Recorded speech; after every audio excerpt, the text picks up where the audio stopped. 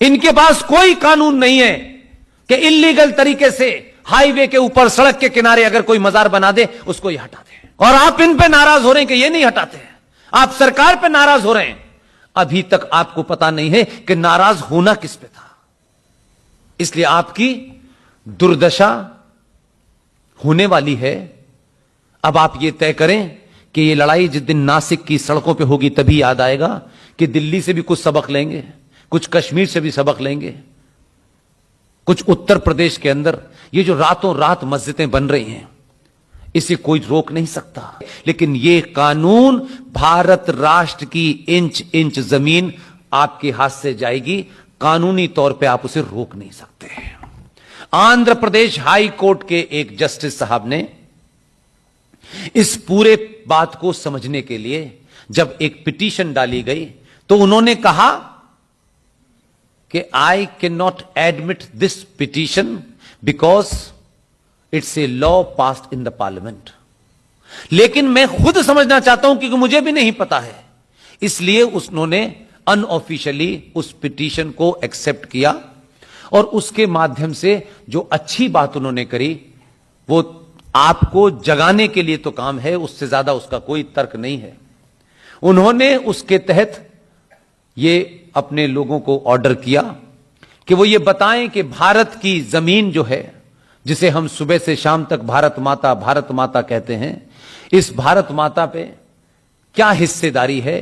तब उन्होंने अपने ऑब्जर्वेशन में लिखा है कि भारत की जो भूमि है उस भूमि की सबसे बड़े भूमि के टुकड़े पर रेलवे का अधिकार है,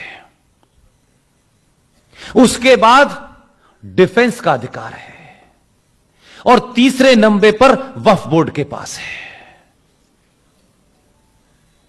आप 96 करोड़ लोग 20 माले और 25 माले की बिल्डिंग में रहिए, पानी के लिए लड़िए, बिजली के लिए लड़िए, आप गली गली आपस में लड़िए, इन सब कामों में आप बिजी रहिए। पूरे देश में यह मुहिम इतनी तेजी से चल रही है कि जो लोग सड़कों पर रो रहे हैं उनकी सुनने वाला कोई नहीं है। ये एक ना एक दिन हो सकता है आपको ये गुरूर हो, गुमान हो, ऐसा कैसे हो सकता है जिनका सब कुछ चला गया है वो सड़कों पर रो रहे हैं, कोई पूछ नहीं रहा है। और आप ही के प्रदेश के सबसे धनाढ्य व्यक्ति उसके मकान पे भी क्लेम किया है, लेकिन वो धनाढ्य है। अगर हमारे पास तो इत्तेफाक से ऊपर वाले ने हमें ये ताकत ही नहीं दी, हम तो आज भी किराए पे रहते हैं। वक्फ बोर्ड वाले आए ना आए, मकान मालिक तो कभी भी आ ही जाएगा। आपके इस प्रदेश का, देश का सबसे धनाढ्य आदमी उसकी प्रॉपर्टी के ऊपर भी क्लेम किया है। इंच इंच जमीन आपकी नहीं है।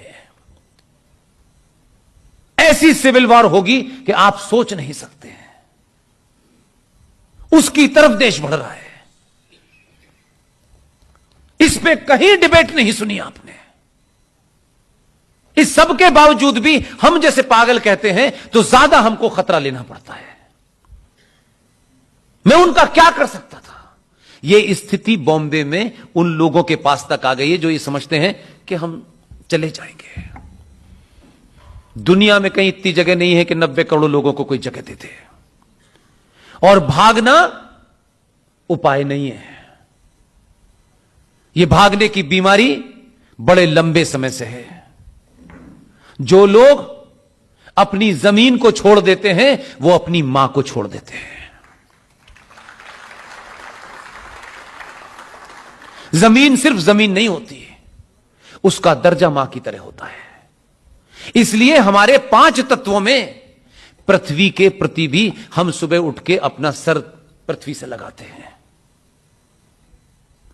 आप इसे छोड़ के भाग जाना चाहते हैं और फिर कहां जाके मुंह छुपाएंगे?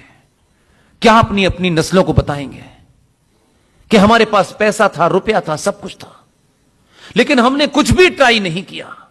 जो लड़ रहे थे उनके साथ भी खड़ा होना हमने गवारा नहीं समझा। हमको लगा कि ये तो बेकार की चीज है, हमें क्या करना है। 2, 4, 1 आध % लोग हो सकते हैं चले जाएं, सब नहीं जा पाएंगे। कम से कम हम तो नहीं जाने वाले।